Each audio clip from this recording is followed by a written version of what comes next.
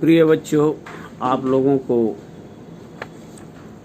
पाठ 4 पेड़ों के संग बढ़ना सीखो नामक कविता का अर्थ बताया गया। इस कविता के रचयिता प्रसिद्ध प्रगतिशील कवि सर्वेश्वर दयाल सक्सेना जी हैं।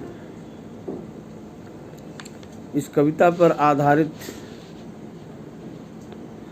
कुछ प्रश्न है कि बहुत दिनों से सोच रहा था थोड़ी सी धरती पाऊं, सिर्फ कवि का क्या आस है।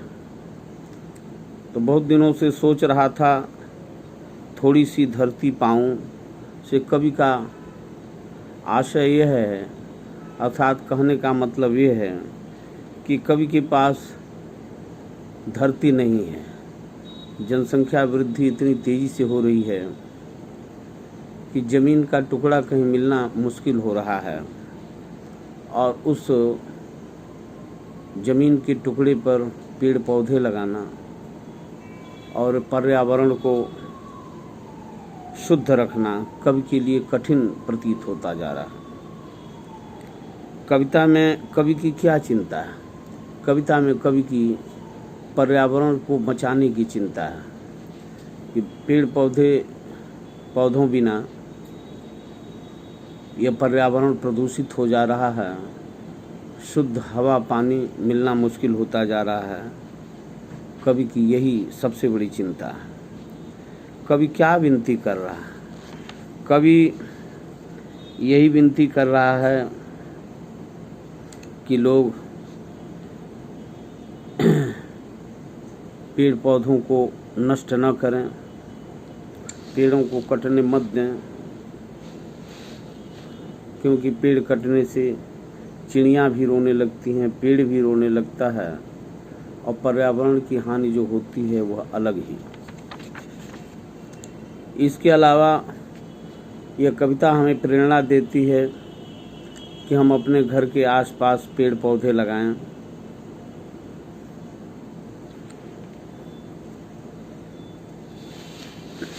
अब हम लोग पाठ 5 अपराजिता नामक पाठ पढ़ेंगे। इसमें एक दिव्यांग लड़की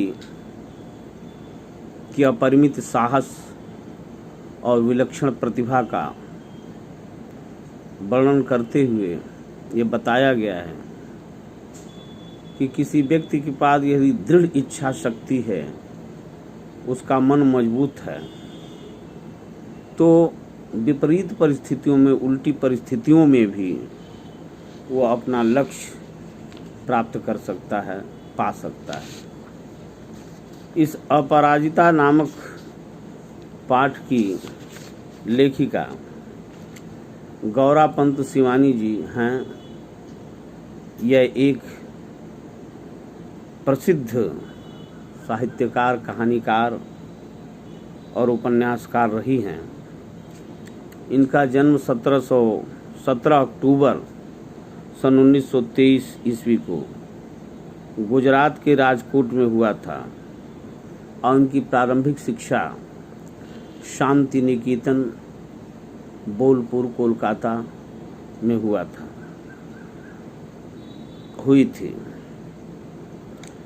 कोलकाता विश्वविद्यालय से इन्होंने सम्मान सहित BA ऑनर्स उत्तीर्ण किया। संगीत के प्रति इनकी विशेष अभिरुचि रही। इन्होंने जीवन में अनेक पुरस्कार प्राप्त किए, जिनमें पद्मश्री प्रमुख पुरस्कार, कृष्णकली, 14 फेरे, पाताल भैरवी, श्मशान चंपा, यात्रिक इनकी प्रसिद्ध रचनाएं हैं। इनकी मृत्यु 21 मार्च सन 2003 में हो गई थी। यह अपराजिता एक दिव्यांग लड़की की कहानी है। लेखिका कहती हैं कि कभी कभी अचानक ही विधाता हमें ऐसे विलक्षण व्यक्ति से मिला देता है जिसे देख स्वयं अपने जीवन की रिक्तता रिक्तता का अर्थ खालीपन होता है, बहुत छोटी लगने लगती है। विधाता यानी ब्रह्मा जी कभी कभी ऐसे अचानक विलक्षण अद्वितीय व्यक्ति से मिला देते हैं कि अपने जीवन का खालीपन बहुत छोटा लगने लगता है। हमें तब लगता है कि भले ही उस अंतर्यामी ने हमें जीवन में कभी अकस्मात माने अचानक, अंतर्यामी माने अंतर्यामी, अंतर्यामी भीतर भ्रमण करने वाला, रहने वाला परमात्मा अचानक ही हमें दंडित कर दिया हो, कभी कभी ऐसा लगता है। किंतु हमारे किसी अंग को हमसे विच्छिन्न कर, यानी अलग करके, विच्छिन्न माने अलग करना, हमें उससे वंचित तो नहीं किया। फिर भी हम में से कौन ऐसा मानव है जो अपनी विपत्ति के कठिन क्षणों में विधाता को दोषी नहीं ठहराता? सभी ठहराते हैं। जब विपत्ति पड़ती है तो सभी लोग भगवान को दोषी ठहराते हैं कि उन्होंने हमें विपत्ति में डाला। मैंने अपने पिछले ही महीने एक ऐसी अभिशप्त काया देखी। काया माने शरीर, अभिशप्त माने शापित, शाप दी गई हुई शरीर देखिए, जिसे विधाता ने कठोरतम दंड दिया है, सबसे अधिक कठोर दंड दिया है, किंतु उसे वह नतमस्तक आनंदी मुद्रा में झेल रही है। विधाता को कोष करना, वो विधाता के इस दंड को मस्तक झुका करके, मस्तक सिर झुका करके स्वीकार करती है और आनंद में रहती है। विधाता को कोसती नहीं है, उन्हें बुरा भला नहीं कहती। उसकी कोठी का अहाता एकदम हमारे बंगले के अहाते से जुड़ा था। अपनी शानदार कोठी में उसे पहली बार कार से उतरते देखा तो आश्चर्य से देखती ही रह गई।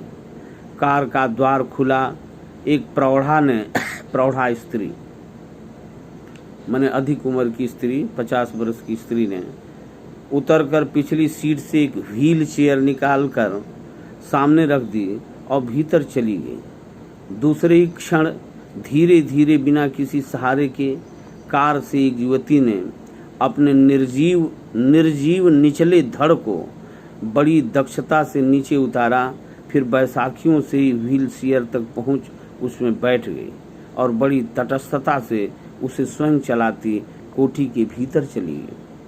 मैं फिर नियत समय पर उसका यह विचित्र आवागमन देखती, नियत समय पर अर्थात निश्चित समय पर उसका आवागमन यानी आना और जाना देखती और आश्चर्यचकित रह जाती, ठीक जैसे कोई मशीन बटन खटखटाती अपना काम किए चली जा रही।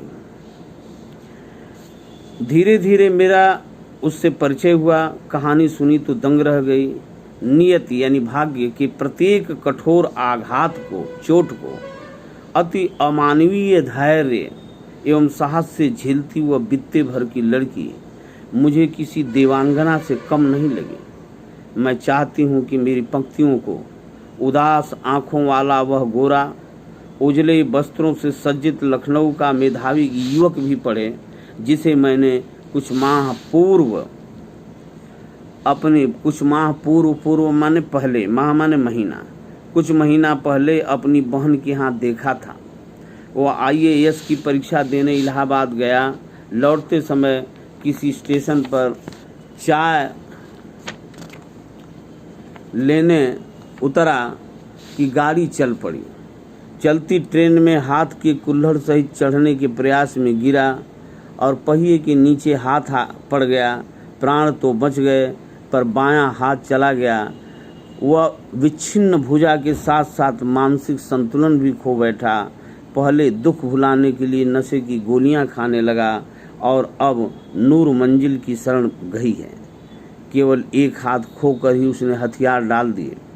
इधर चंद्रा, जिसका निचला धड़ है निष्प्राण, मांसपिंड मात्र, केवल मांस का पिंड है निचला धड़, लकवा मार गया है, हवा लग गई है, लेकिन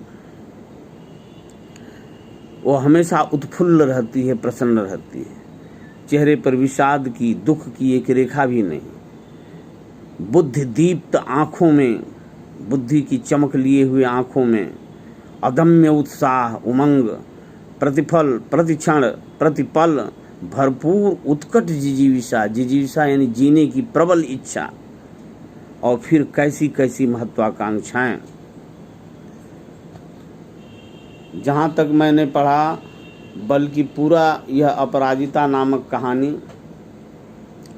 बार बार शुद्ध उच्चारण में घर पर पढ़िए, ताकि शब्दों का शुद्ध उच्चारण करना सीख लें, और पाठ के अंत में दिए गए प्रश्नों का उत्तर भी लिखिए। यह चंद्रा नाम की लड़की ही को लेखिका ने, शिवानी जी ने अपराजिता कहा है, अर्थात जिसे कभी भी पराजित न किया जा सके, जिसे कभी भी हराया न जा सके। जिंदगी की जंग में, जीवन की लड़ाई में वो किसी भी परिस्थिति में हार नहीं मानती है, और बहुत बड़ी वैज्ञानिक बनकर सिद्ध कर देती है कि चाहे जो भी जीवन में परिस्थितियां आएँ, दशाएं आएँ, दुख आए, तकलीफ आए, शरीर पर भी आए, लेकिन दृढ़ इच्छा शक्ति वाला व्यक्ति कोई भी कार्य कर सकता है। इस संसार में कुछ भी असंभव नहीं है।